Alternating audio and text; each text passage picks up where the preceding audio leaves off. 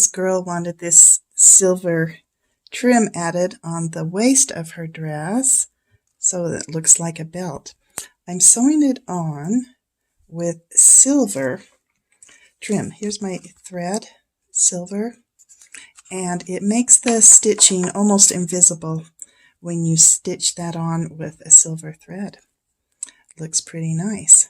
When I get to the ends, I'll show you what I'm going to do because there's really no holes to go through, and I'll show you how I'm going to end this. I'm going to cut off this belt loop. Here's the original. There was this ribbon, which is actually really sweet, but this girl wanted this stuff on, so I'm going to cut the belt loop off, that little loop for the ribbon. I also wanted to show you, she bought this on a spool. Simplicity. Just a cute little trim that she bought, and thought that would be fun on her dress. Okay, I've got it stitched all the way around. Here's the zipper going there.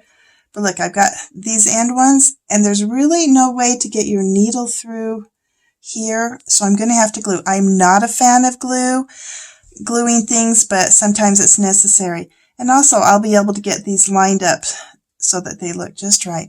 I use this Aleene's Fabric Fusion. I know a lot of people use some other stuff, but it seems really heavy duty, and I love the little narrow point on this thing. So I'm going to put a little glue. I don't need a ton on both sides.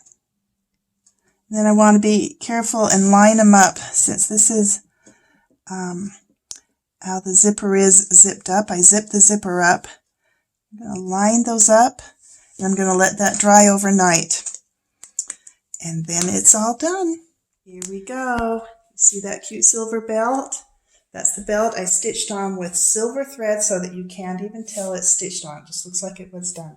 And then the back, look how much smoother. That fits nice. Such a cute little peek hole back. I love it. Good to go.